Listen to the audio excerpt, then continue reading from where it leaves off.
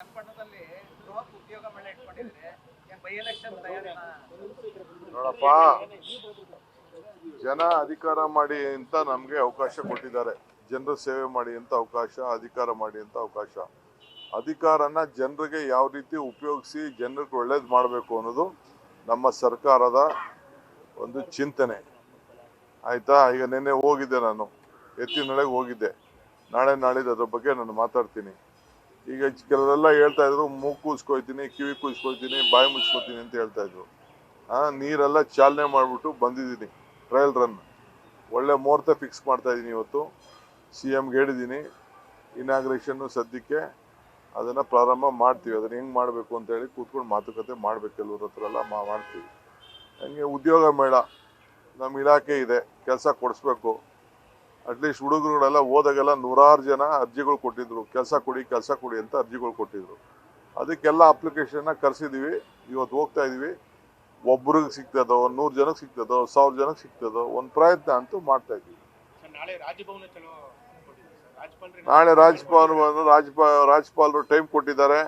ಭೇಟಿ ಮಾಡಿದ್ದೀನಿ. ಮೊನ್ನೆ ಎಂಗೇಜ್ಮೆಂಟಲ್ಲಿ ಸಿಕ್ಕಿದ್ರು. ಅವ್ರು ಹೇಳಿದ್ರು ಯಾವಾಗ ಬರ್ತಾ ಇದ್ದೀರಾ ಅಂತ ಕೇಳಿದ್ರು. ಟೈಮ್ ಕೊಟ್ಟಿದ್ದಾರೆ. ಹೋಗ್ತಾ ಇದ್ದೀವಿ. ನನಗೆ ಅವೆಲ್ಲ ಅವರು ಇದು ಕೋರ್ಟ್ ವಿಚಾರ ಎಲ್ಲ ನನಗೆ ಗೊತ್ತಿಲ್ಲ. ಕೋರ್ಟ್ ತೀರ್ಪು ಕೊಡೋದು ಗೊತ್ತು, ಬೇರೆ ಏನೇನು ಬಂದ ಮೇಲೆ ನಾವು ಮಾತಾಡ್ತೀವಿ. ಅಲ್ಲಿವರೆಗೂ ನಾವು ಯಾಕೆ ಮಾತಾಡ್ತೀವಿ? ನಮಸ್ಕಾರ.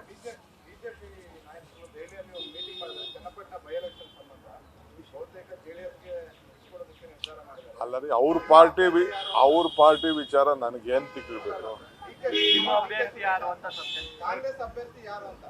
ನಾನೇ ರೀ, ಬಿ ಫಾರ್ಮ್ ಬರೆಯೋ ನಾನು, ಸೈನ್ ಹಾಕೋ ನಾನು, ಕ್ಯಾಂಡಿಡೇಟ್ ನಾನು.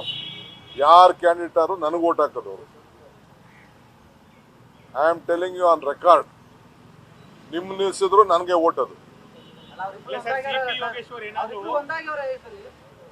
ಒಂದಾರಾಗಿರ್ಲಿ, 2 ಆಗಿರ್ಲಿ, 3 ಮಾಡ್ಕೊಳ್ಳಿ, ನನ್ಗೆ ಅದ್ರ ಪ್ರಶ್ನೆ ಇಲ್ಲ.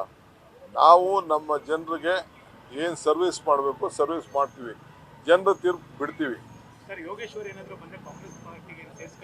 ಏನಣ್ಣ, ನೀವು ಯಾಕೆ ಅದು ಮಾತಾಡಕ್ ಹೋಗ್ತೀರಾ?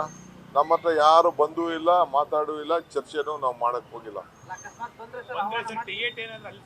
ಈಗ ಯಾಕೆ ನಾನು ಹತ್ರ ಮಾತಾಡ್ಲಿ? ಅವರಿಬ್ರು ಅಲೈನ್ಸ್ ಪಾರ್ಟಿ ಇರುವಾಗ ನಾವ್ ಯಾಕೆ ಮಾತಾಡಬೇಕು? ಫಸ್ಟ್ ನಮ್ಮ ಪಾರ್ಟಿ ನಾವು ಮಾತಾಡ್ತೀವಿ. ನಿಮ್ಮ ಮಾತು ಬಗ್ಗೆ ಎಲ್ಲ ನಂಗೆ ನಂಬಿಕೆ ಇಲ್ಲ. ನಿಮ್ ಬಗ್ಗೆ ನಮ್ಗೆ ನಂಬಿಕೆ ಇಲ್ಲ ರೀ. ನಮ್ಮ ಬರ್ಬೇಕಾದ್ರೆ ಅದಕ್ಕೆಲ್ಲ ಪ್ರೊಸೀಜರ್ ಇರ್ತದೆ. ಓಕೆ. ನ್ಯೂಸ್ ಫಸ್ಟ್, ನಿರ್ಭೀತಿಯಿಂದ ನಿಮ್ಮ ಪರವಾಗಿ.